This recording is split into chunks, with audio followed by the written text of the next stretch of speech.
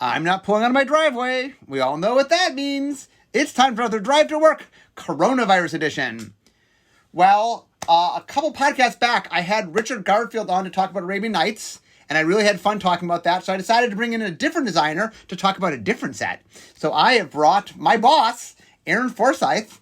He and I, many years ago, both worked on Time Spiral. And Time Spiral Remastered is coming out, so we thought it might be fun to talk all things Time Spiral. So, hey, Aaron. Hey. Okay, I'm glad this is not a podcast where you're going to spoil WandaVision for me. I was worried about that. Every Friday, I'm terrified I'm going to... It is very good. I would definitely watch it. But it's like my two loves, Marvel Comics and TV, have come together, so it's very exciting. Yeah, it's wild. Yep. Okay. All right, Time Spiral. Time Spiral. Speaking of time, okay, so what is your earliest memories of Time Spiral? Like, what is your memory of ending up on Time Spiral? Let me think. So I know Brian Tinsman was initially the lead. I feel like we had moved around what sets were going to be where, and the Time Spiral was not initially where we had hoped it was going to be. Some other set had switched spots with it. What came out? Let's see. Ravnica Black was before it. Yeah. And Lorwyn Black was after it. Okay. Yeah. I guess I can't piece that together in a way that remembers exactly how it went down. Here's the big picture on my end was, if I thought why you were on the team, was I was grooming you to lead a set. Right. And so I was just trying to get you on a lot of design teams. Right. I had been on all three Ravnica sets, and I led Dissension. Yeah. And then, the plan was for me to lead a big set. We usually only had one big set a year at that time, and I wanted to lead the following big set, so I was put on this big set team. I think you and I and Brian and whoever else was on the team. I think Devin was the fourth.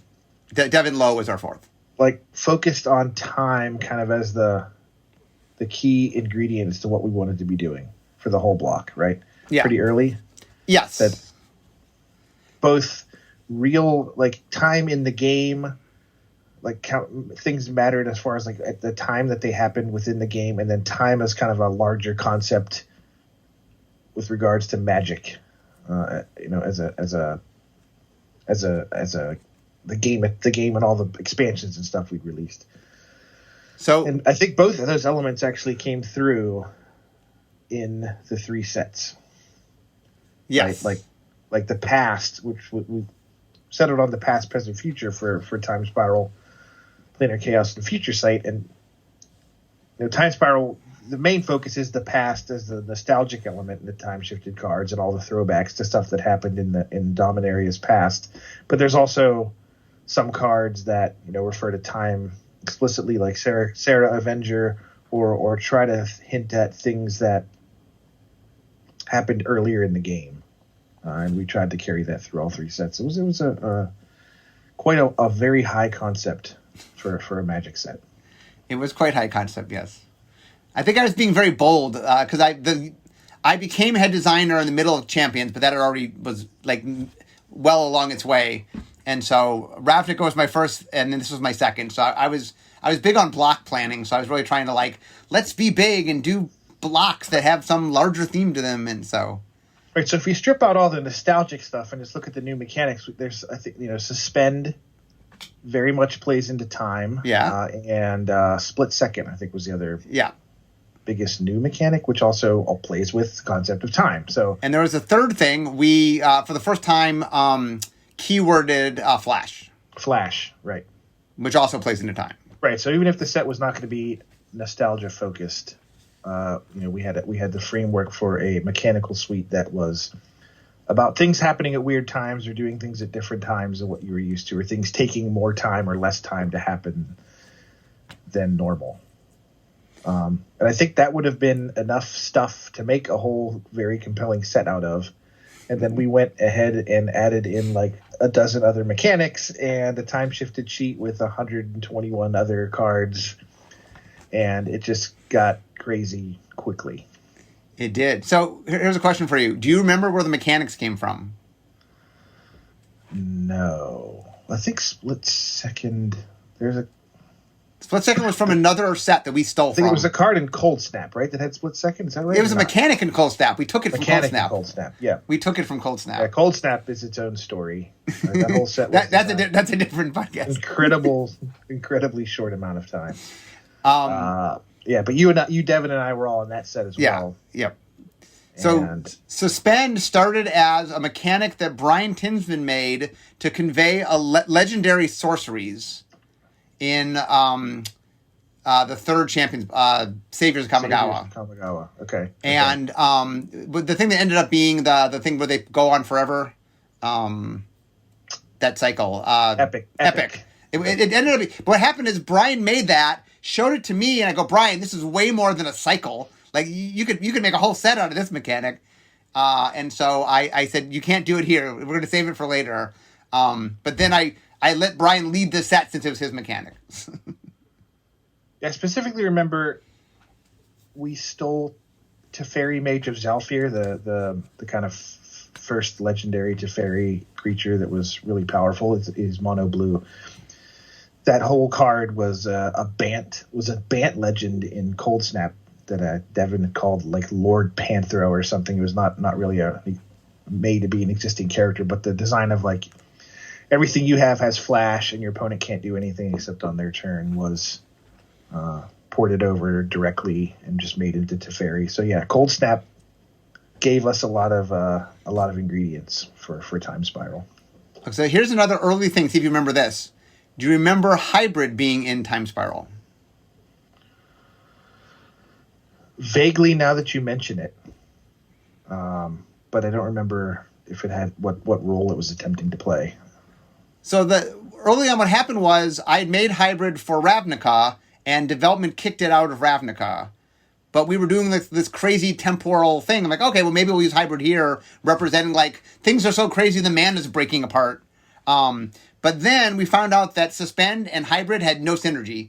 And one of them had to go. And it turned out, Ravnica ended up wanting Hybrid back anyway. And so we took Hybrid out. I do remember Brian Schneider, who was leading Ravnica development at the time, Ravnica City of Guilds, the first one, coming around on Hybrid and deciding it was actually important and something we wanted to put back in the set. I do remember that happening for sure. So I remember the early attempts at playing with the time shifted sheet very vividly. Playing in, I forget what conference room we were in, but you had there's some story about you having a Solkanar, or you having to name a card and you named Solkanar or something that. I was playing Devin, and we had there's a mechanic in the set for a while where you could double tap things. You could tap them once, then tap them again. And so it lets you activate them twice if they were totally untapped. And we had some version of like name a card and they have to discard it if you name it. And the reason it's not a double tap creature is you can name it once, look at their hand, and the second time you knew you could get it. Right. But I'd used it once, like I only had one tap, and so I had two taps, but the first tap didn't matter because I'm not going to get it. So I'm just screwing around, and I say Solkanar the Swamp King. I didn't know it was you had put it on the bonus sheet. I didn't even know it was on the bonus sheet. Like, I just named it as a joke because it didn't matter. And he goes, "Oh, you got me." And I'm like, "What?" Yeah. I think that card was kicked around a lot as like an example of exactly the kind of card we wanted to put on the time shifted sheet. And so it was probably, in your head as, I guess this could be in there. And yeah, it was. Yeah, it was. Anyways, I ran around. It was just such a crazy hit. I was very excited. So, Yeah, so at some point we decided to, I don't know if it was working with creative and whatnot, and figuring out this is going to be how we set up the mending and all these other things were like the past, present, and future of Dominaria. And this was the first time we'd been back to Dominaria. Yeah, in a while. Since we started plane hopping with each block.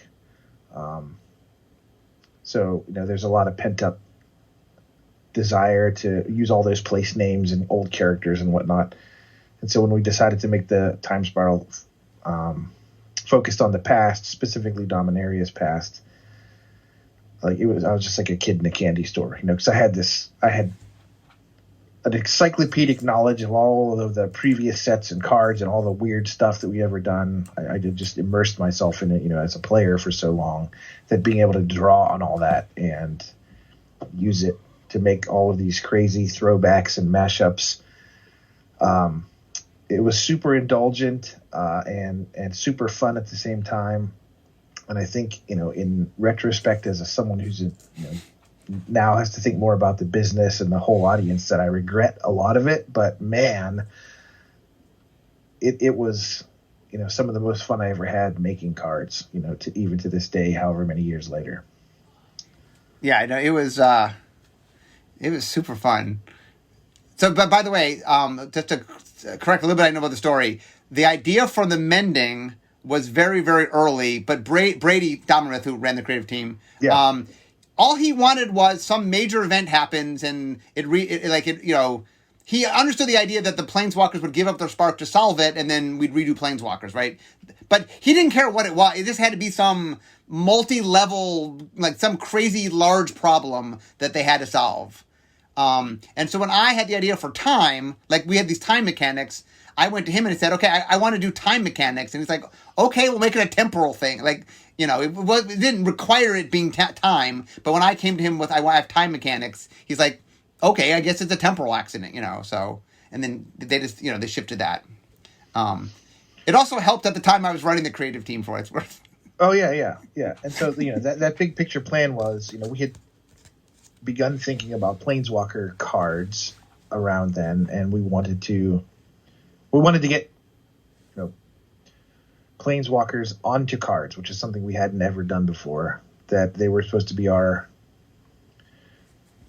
heroes, our go-to characters that were going to be the kind of glue of our intellectual property, but there was no way to ever show them because they were so powerful in the game that, they could create worlds and wipe out civilizations and whatever, that there's just no space for those as Magic cards, that we wanted to create the toned down version, which ultimately showed up in Lorwyn, which, was originally supposed to end up in Future Sight as a hint of the future.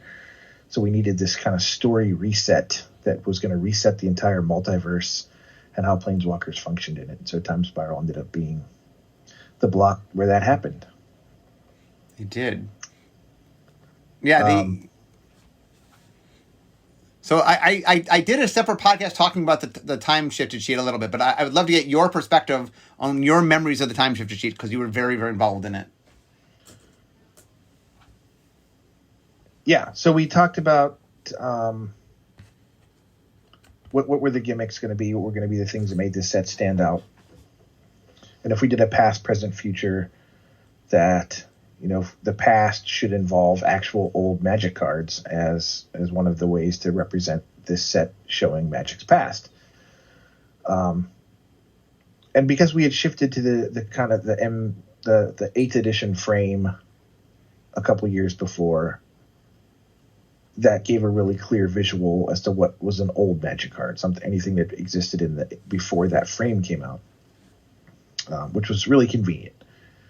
Because I think we struggled showing what alternate present looked like with the planar chaos frames. Like that was not as clear a message. And the future frames were so wacky that I think that got that across pretty clearly. But the past was very easy to do, and so it just became a puzzle of like which cards should we pick? How should we do this? I kind of begged to be the one that got to do most of that work, and I did. And I actually was on both the design and the development team for Time Spiral, so I kind of got to shepherd it all the way through. And originally, they were not going to be standard legal. We could just pick whatever we wanted. And so we just kind of went nuts. Everyone said what their favorite old cards were, threw them all on there. And there was some really powerful stuff like, Channel or whatever that ultimately ended up just not being fun at all, because it was so powerful. I remember Swords was on it for a while. Yeah, Swords to Plowshares, right. Some of that stuff was cool. It was cool to put Swords to Plowshares in packs, which you see we actually pulled off in Strixhaven. But then once, the real work came when I and Randy Bueller and Brian and others decided, that if we could pull this off to actually have the list be standard legal, the time shifted sheet. Exactly how far could we push it? What powerful cards could we put in there? So it kind of got revamped a little bit. Had to pick things that were played into the set themes, the mechanics that were already in there, so the cards felt kind of natural in a little bit of environment, but then still have some weirdos for sure. It's weird how much of it relies on color pie breaks, making it feel like old Magic cards.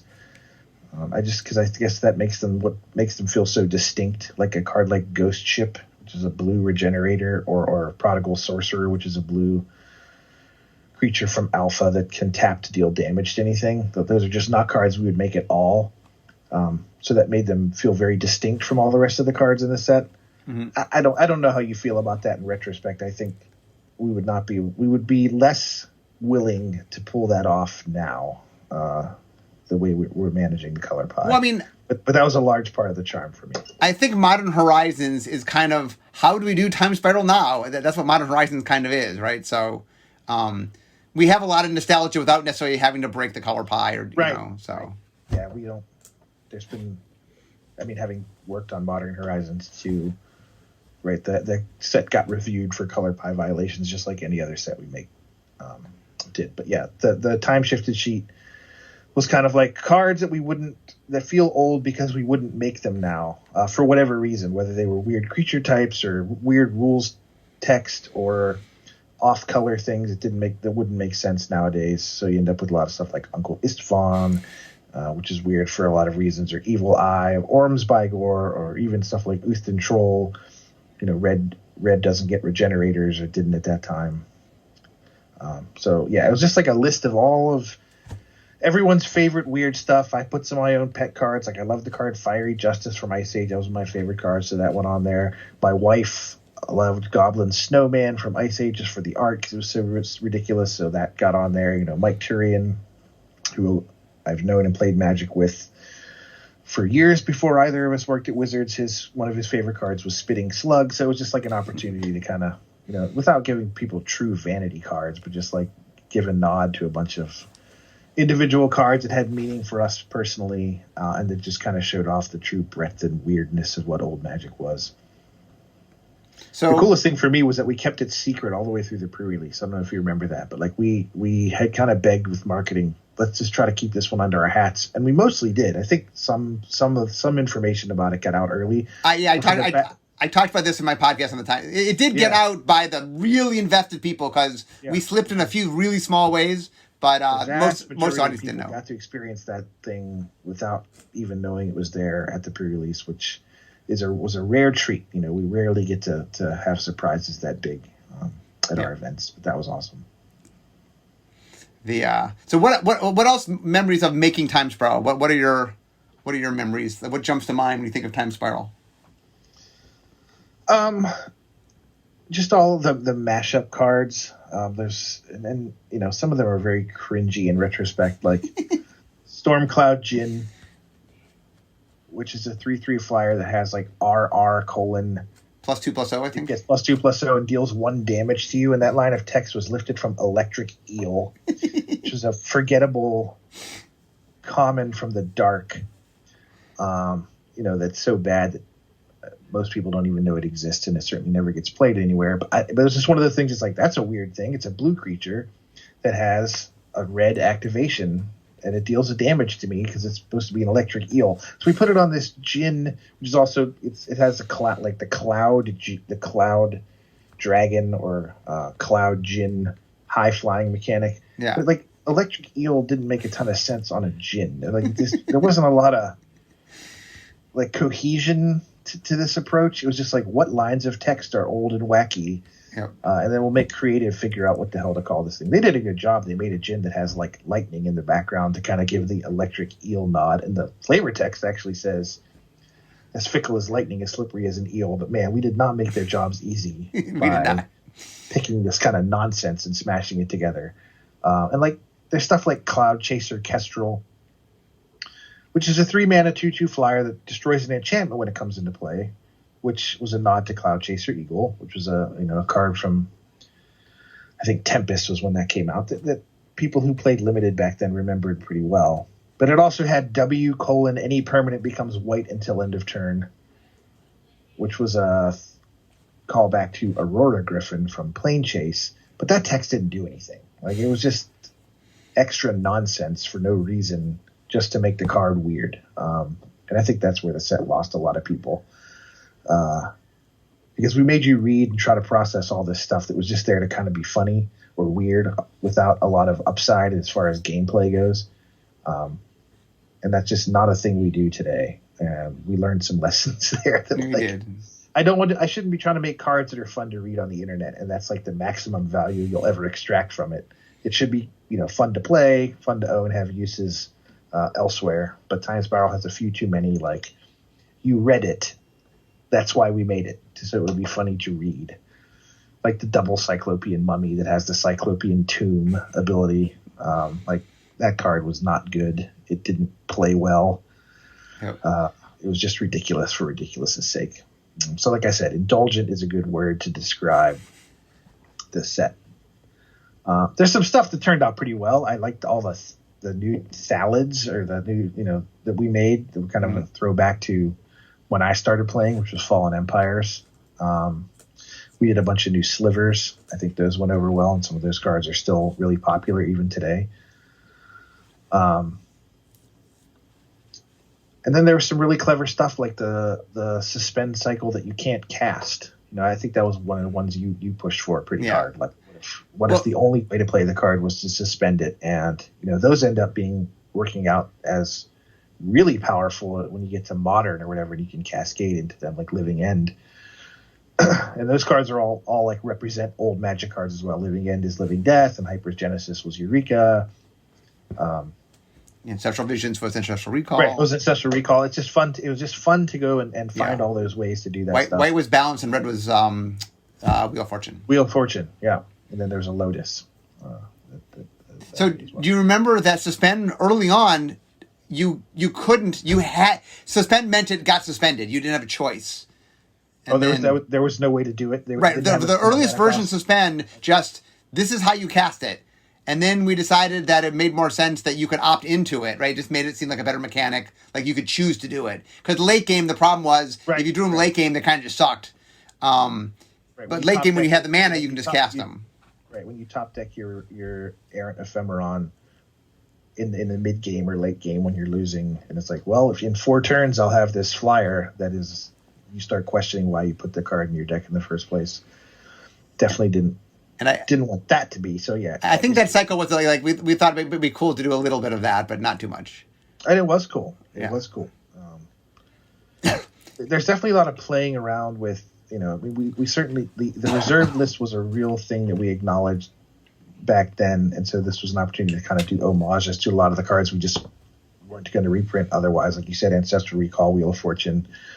There's a morph cycle that have like a Deranged Hermit and an Ali from Cairo. And then there's a sliver cycle that had stuff like a Juzam Jin as a sliver. So like these were all cards that, we're not going to print the original versions of again, but we could make these really cool. Yeah, the Magus cycle came from that too. Yeah, so the Magus cycle, I don't know if you've actually ever told the whole story of these. Okay, go ahead. Where like we wanted some kind of splashy cycle. We knew the set was missing like one last kind of high profile cycle, and the stuff we tried, which now that we've gone on at least a decade, I'm pretty sure we're not going to actually ever do it, where the stuff like you can add 4 6-mana artifacts from any point in Magic's history. Yes, the Gatekeepers. Right, the Gatekeepers. I don't know if you've actually ever. I just wrote an article where I finally revealed them to the audience. I don't know whether they'll hear this before the article. Okay. But it was like we wanted cards that altered the deck. If these cards were in your deck, it altered the deck building rules, specifically around Standard, to let you use other cards that were not otherwise Standard legal and be able to put them into your Standard deck. Right. So you may add up to 4 wizards from any point in Magic's history to your deck, or up to 4 6-mana artifacts, or up to 4. I don't even remember what else. 2 3s. That was one of them. Right, 2 3s. Any 2-3 creatures you want, you can put them into your deck. I went through and I found things that weren't broken. Like I had to find like something that I could do. And right. There couldn't be an obvious best answer that was too powerful for standard, but just things that let you. I think we had knights as one of them, maybe as well. Maybe nice. Yeah, there was a cycle of 6. There was one of each color and an artifact was the combination cycle. of like outside of standard. This was kind of how people got to play anyway, so they didn't really pull much weight there. And the rules implications and the deck check implications for judges and the Magic Online implications of them having to code all this stuff. I think there was a lot of please don't do this from a lot of different parts of the company. Yeah, I tried, but it wasn't going to happen. So yeah, so I came up with a Mage's cycle of like, what if there were creatures that represented old artifacts, but they were colored, and we tried to map them to the colors and give them bodies that matched what the casting costs of the artifacts would be. So it was like Mages of the Disc, and which was Nevinyrral's Disc. Candelabra. The Scroll, Cursed Scroll, right? Candelabra, which is another card we otherwise couldn't reprint. Same with Cursed Scroll. Mages of the Candelabra of Tanos, used the green one. The black one was Mirror Universe, Mages of the Mirror. And which one am I missing? The blue one is Memory Jar. I remember right. So yeah, again, I like playing around with reserve list cards, trying to make cool throwbacks and homages to them. And they turned out well, and they actually spawned 2 more cycles that 2 more cycles in the block. They fired more cycles later. Right, and then even more. Right, Mages of the Moon is probably the most famous one of these. That was the enchantment one from Future Sight. Future Sight did enchantments. Planar Chaos did lands, which I didn't really love because lands don't naturally have a mana cost that you get to mirror. Yeah. So they all just had kind of arbitrary, bizarro mana costs. But the Future Sight ones and the Time Spiral ones were both quite cool. Yeah.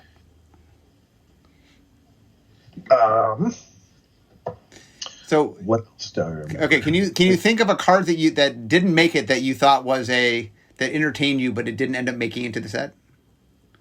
I'll start so you can think for a little bit. Yeah, I have one. Oh, you have one? Okay, go ahead. Mine it was Father of Runes, and it was a 1-mana 1/1 white that had tap flicker one of your own creatures. It didn't give her protection, but it exiled it and returned it to the battlefield. Ooh, I like that. It's absurd. I mean, we have Avalanche Riders on the time shifted sheet, so the fact that you just twice in one turn Avalanche Rider your opponent, and then every turn thereafter without ever paying Echo again, just keep flickering it was absolutely ridiculous. And that was like the first deck anyone built with the card. So I don't think we ever even got around to building a second deck. It's one of those cards, like there's a lot of cards where if you couldn't execute it at these exact numbers, then there was just no point even trying to make it. Right, like Urza's Factory makes a 2/2 assembly worker for 7 tap, and if we had to change that off of 7, which was the Urzatron, the Urzatron mana number, or 2/2, because that's what an assembly worker that Mishra's Factory represents would be, then like the whole joke kind of falls apart. Development, did not love those cards because there's not much you can do to them. It's either say yes or say no, and if you say no, we need to go figure something else out. So what's yours? My card is a card that Brady vetoed. Was Pirate Ghost Ship. Oh, I remember Ghost Pirate Ship. Ghost Pirate Ship, right? Ghost Pirate Ship. It was a cross between Ghost Ship and Pirate Ship. Right, because it's funny. Both Ghost Ship and Pirate Ship are on the time shifted sheet, but there's stuff that is like you can do it there, but don't make us do a real version of this. And like they did not want ship as a creature type. We didn't have vehicles back then, and ship just was a dumb creature type. Honestly, it's not like it's a living creature. Well, so people love Wall, so go ahead. Right, please don't make us do ships. Okay, we didn't do Ghost Pirate Ship. Yeah, I bet we could do a card like that in a Modern Horizon set, though, for sure. Yeah, it's funny that I think Modern Horizons really is the spiritual successor. So, Time Spiral Remastered is coming out. So if you want to experience Time Spiral and you weren't around when Time Spiral was around, you have the perfect opportunity. We're almost out of time, but do you want to real quickly, what inspired us to do Time Spiral Remastered? Do you remember? What inspired us to do Time Spiral Remastered? Yeah.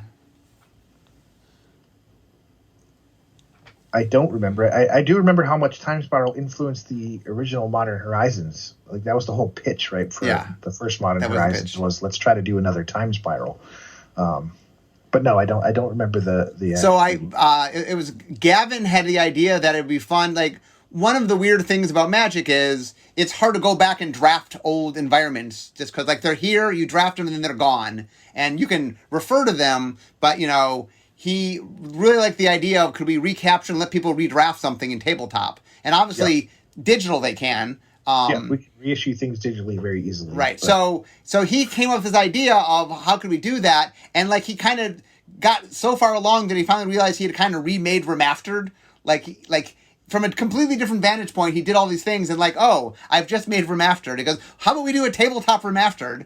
Right, because he did Tempest Remastered on Magic Online. Right. Which is all 3 sets from that block packaged up as one draft environment. And so he had 5 choices, and he went around pitching the 5 choices of blocks, and Time Spiral was so number 1 that it won. And that's how that got picked. Yeah, if you were invested, like, Time Spiral Limited is so fun, and it's just, there's so many different things that can happen. There's so many different cards, way more than you're used to in a typical draft environment, about which the sheer number of different cards that you're exposed to just from all the different time-shifted sheets. That it was my favorite limited environment for years and years and years. I haven't done it in so long that I can't really hold it up against our more recent stuff. But yeah, I look forward to that a ton. And the fact that there's a new time-shifted sheet full of stuff that was not printed in the old border before. I'm such a sucker for those kind of things, to have all these the cards look so cool, and oh my gosh, look, this draft I got this card I never would have expected. Now I got to build my whole deck around it. It's super fun. Well, anyway, I want to thank you for being here, Aaron. It was a lot of fun talking Time Spiral. Bring back lots of memories. Memory lane, yeah. But I am now at my desk, so we all know that means it's the end of my drive to work. So instead of talking Magic, it's time for me to be making magic. So once again, Aaron, thank you so much. Thank you. And everybody, I will see you all next time. Bye-bye.